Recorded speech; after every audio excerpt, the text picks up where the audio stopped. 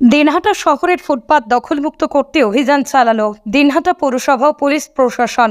মঙ্গলবার রীতিমতো পুলিশকে সঙ্গে নিয়ে এই অভিযান চালানো হয়।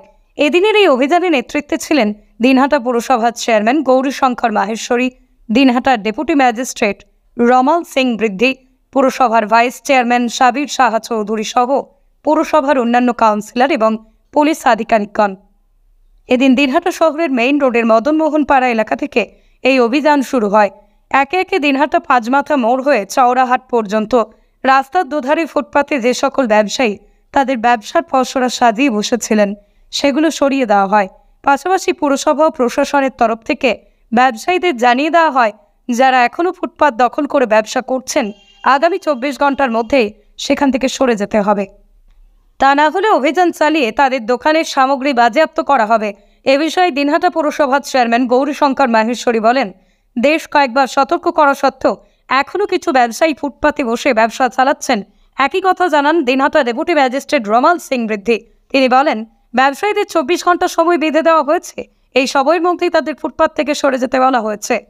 প্রসঙ্গত উল্লেখ্য, দিনহাটা শহরের মেইন রোডের দুধারে Rangpur road, Gosani road, Balarampur road, Sahebganj রোডের দুই ধারে বহু ব্যবসায়ী মানুষের চলাচলের রাস্তার উপর দোকান সাজিয়ে ব্যবসা চালিয়ে যাচ্ছে।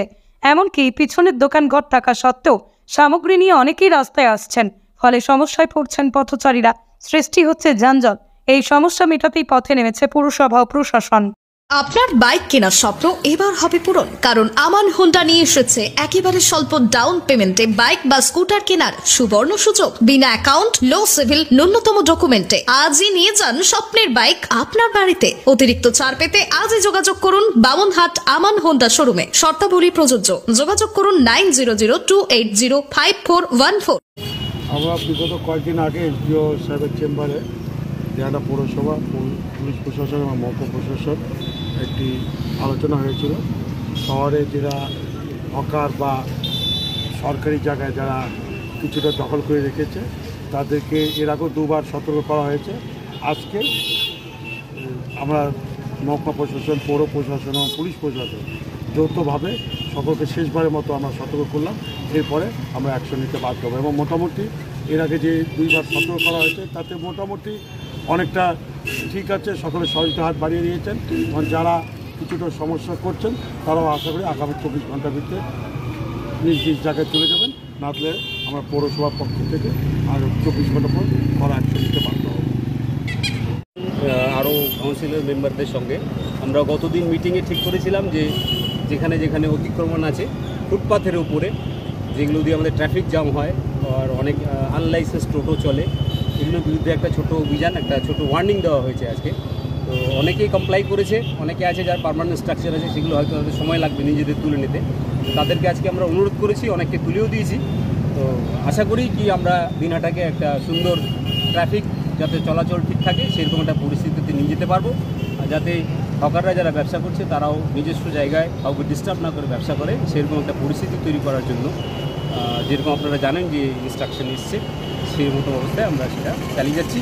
আমাদের অনারেবল চিফ মিনিস্টার যা ডাইরেকশন দিয়েছিলেন, যা বলেছিলেন, আমরা সেই দিকে জনসাধারণকে বলার চেষ্টা করছি। জনসাধারণ মেনেও নিচ্ছে। দিনহাটা জনসাধারণ ব্যবসায়ীরা যারা আছেন তারা বলেছেন যে তারা ফিউচারে দেখে ঠিক করে নেন। 24 ঘন্টার একটা সময়সীমা বেঁধে দিলেন, সেক্ষেত্রে 24 ঘন্টা পরে আপনারা আমরা ওদেরকে বলেছি যে আগামীকাল থেকে কোনো ব্যবসা যেন এইভাবে না করা হয়, যাতে যেটা দেখে মনে হয় যে ওরা অতিক্রমণ করে বসেছে, সেই সময়সীমা দেওয়া হয়েছে।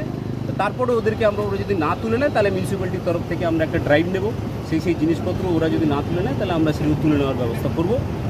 আশা করি এই পরিস্থিতির প্রয়োজন পড়বে না। দিনহাটাবাসী খুব জাগ্রত সব লোকজন আছেন, সবাই আইন মেনে চলেন। দেখা যাক। স্যার, আজকে আপনাকে ব্যাংক সহ বিভিন্ন যে বহুজাতিক সংস্থাগুলো রয়েছে তাদের আধিকারিকদের সঙ্গে কথা বলতে দেখা গেলো পার্কিং সমস্যা নিয়ে, কিন্তু দিনহাটায় তো পার্কিং সেই মতো ব্যবস্থা নেই বললেই চলে। এই ব্যাংকগুলোর সামনে পার্কিংয়ের জায়গা রয়েছে, ওরা ওটাকে ঘিরে রেখেছে দেখলাম। তো ওদেরকে আমরা ম্যানেজারকে রিকোয়েস্ট করেছি, এসবিআইয়ের ম্যানেজারকে, যে সেই জায়গাটা যাতে খুলে দিয়ে সেখানে পার্কিংয়ের ব্যবস্থা করলে, কেন পিক আওয়ারে প্রচণ্ড ওদের কাস্টমার থাকে, সেগুলো কাস্টমার রাস্তার উপরে বাইক রেখে তাতে খুব অসুবিধা হয়। তো এইভাবে ওদেরকে বলেছি এবং ওরা বলেছে আমরা 3-4 দিনের মধ্যে ওই জায়গাটাকে পার্কিংয়ের জন্য তৈরি করে নেবে। তো তাতে জনসাধারণের সুবিধা হবে আর ট্রাফিক জ্যামটাও কম হবে, ওই এলাকাতে বেশি ট্রাফিক জ্যাম হয়।